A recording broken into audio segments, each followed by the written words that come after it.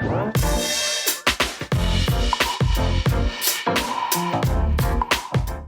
excited to bring you guys this incredible story from this incredible young lady because we want to encourage you, inspire you, and let you know that you have the ability to take control of your financial life. And we're here with Ashley from stacksandthecity.co, and she's going to share her incredible story with us today. Hey, Ashley, welcome to the His and Her Money Show. Hi, how are you all? I'm fans. Can I say that? I am. Love that. So happy that you're here on the show. Thank you so much for having me. Yes. So for those who are being introduced to you for the first time and not familiar with you, can you let everybody know who you are and what you're all about? Absolutely. So my name is Ashley Copeland. I'm 27 years old, and I live in our nation's capital, Washington, D.C. I grew up in rural North Carolina, so I'm originally from Virginia. My parents divorced when I was 10 years old, and I lived in rural North Carolina. My mom became a single mom for 3 kids. She worked 2 jobs, and we still live below the poverty line. So I know what it's like to live without in terms of finances. I remember being told no a lot. We didn't have air conditioning. Oh my gosh. I remember one time, sorry, I got stories for you. Come on, yeah, sure. But I remember, so one time, I got really, really sick. I had strep throat, and it was one of the worst ice storms that we saw in North Carolina at the time, around maybe 2004 or 5. And my mom had to drive me to the Red Cross in the next town over to get me help. But we were stuck, basically. So that was one experience. Our road wouldn't get paved until late. It took me 2 hours to get to school. The bus took 2 hours. So I do know what it's like to live in like a rural environment. Yeah. But I graduated from college in 2013, and I worked on Capitol Hill. I had like that DC life. I didn't like it. I waited tables full time. I've been working 2 jobs since I was 15, 16 years old. And basically, long story short, I saved up money to buy my first condo in DC. And then I bought a second one the following year. So I bought one for my 25th birthday. And then I bought one last year when I turned 26.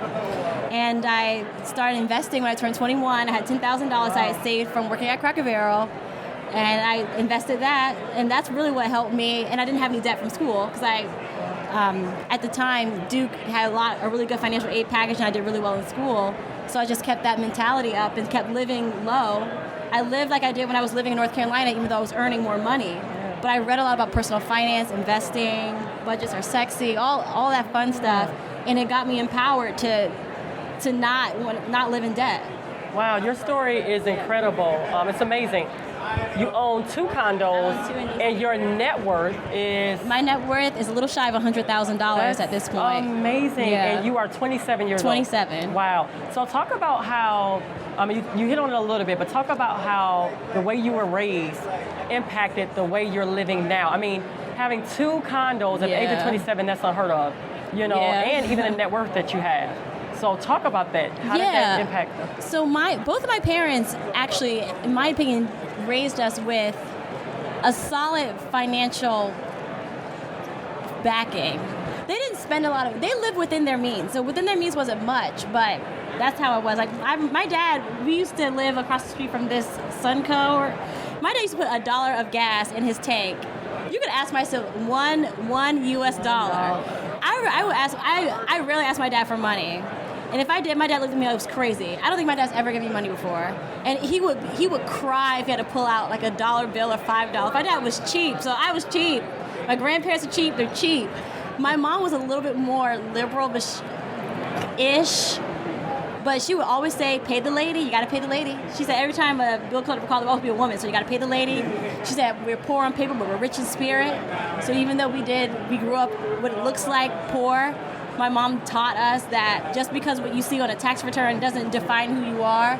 She didn't put on airs. So I grew up in the 2000s. I don't think I ever saw a car after the year 2000. My dad, they both drove cars from the 90s. They weren't trying to impress anybody. And they lived literally with what they had. So sometimes they maybe didn't eat. Sorry, Mom. We were hungry sometimes. Sometimes we didn't have a lot of clothes. There was a lady from, a local lady who donated some clothes for my sister and I for school. But that didn't define who we are. That's right. Having things doesn't define who you are as a person. It shouldn't validate who you are. You need to work on the inside. And when your inside is solid, I truly, truly believe that everything else outside will work. So because I was raised with a little bit, and I was raised with, when I try to put up a front, when I try to keep up with any kind of Joneses, I think I kept that mentality with me. So I didn't really shop for clothes. I didn't buy clothes like that. I didn't really eat. I ate for free because I worked at a restaurant, and I used to go to receptions and steal food there. Sorry, y'all. Sorry, government. I used to do everything possible to keep more than what I had coming in, keep as much as possible, and save. So with the 2 condos, I'm assuming you're living in one and possibly renting out the other? I live in one. I have a roommate. So I live in one, and the first one I have a tenant. I call them my residents. I have a resident. The second one I have a roommate, so she pays a good portion of my mortgage for me. So at this point, I'm not spending that much. Like, DC's really expensive. I'm spending like $400 a month on living expenses because of the hacks that I've been able to do over the years. And I think what's incredible about your story that you were able to purchase 2 condos, have a net worth almost of $100,000, and you never made 6 figures. I've never had 6 figures in my life. I've never had 6 figures in my life. Talk about that, because I think a lot of times people just assume, oh, you must be making a lot of money to be able to do what you're doing. Y'all, it's not about what you earn, it's about what you keep. And it's consistency. I think that's what you hear all the time, and people aren't really applying it. It is consistency and how much you keep. I've been working on this since I was 15, or about 16 years old when I first started working, when I was earning $7 an hour hostessing. But I knew that I didn't want to live like my parents did. No offense, y'all, but I didn't want that type of lifestyle. I loved that I wouldn't be able to take care of them. My parents never asked me for anything. That's one thing I'm really blessed about. A lot of kids who come from my situation have parents who are asking them to do stuff. I don't have a family like that, which I'm blessed for. I really was focused on what I wanted. I knew I was going to be a homeowner, and I read about what it took to be a homeowner. So I was willing to make some sacrifices to make that part of that goal happen for me. That's really what I did. I don't think the thought isn't hard, like the concept's not hard, but the implementation can be really difficult because people want now. They want to travel now. They want to travel fancy now. They want a fancy car now. But you have to understand the person that you are, you're going to be in the same flesh and the same body for the rest of your life. So you want to make sure that you're taking care of yourself, and you have to trust that your life will be better in the future if you're willing to make a couple of sacrifices now. The longer you sacrifice, I do believe the more abundant the big picture of your life can be. And I always thought that way. And one time I purchased something, I made an impulse purchase on a Bluetooth in like 2006, and I'm like, I paid $50 for what? I felt bad after it. Like this plastic item, it wasn't worth it. So that's why I'm very careful about the things that I purchase anyway. Do I see myself wearing something for a long time? If I buy food, why am I really going out to eat? Am I really going because it's someone's birthday and I have to go? Or am I really going because I want to enjoy the food and enjoy the environment, enjoy the company? And that helps determine how much I plan on spending whenever I go somewhere. I'm constantly talking to myself about where my money is going. You're money conscious. Yeah, very much so. Yeah. Me and Ashley have combos all day. Mm-hmm. Love it. So talk to us about some of the practical things that you did. You said you've been working on this since you were 16 years old. So that means you adapted this mindset of not just, managing money, right? But you were thinking long term. You said, I want to be a homeowner one day. Now you're moving into a mindset of investing. Number one, that's remarkable to be thinking that way at 16. So what were some of the things that you did to make these goals that you had into a reality? So education was first. You have these big goals. People say these goals, these dreams you want are really big, especially when you come from a community where it's not normal, or in general, it's something that's not normal. But there's people who have done it before you. There's plenty of people who have. You just have to find them. So I think we're so blessed to live in the age of the internet, because all these blogs from regular people who aren't like super famous, mega rich, they're regular people who decided to become more money conscious, discuss their experiences, made it more personable for me. I found connection with that. That was the first thing I did.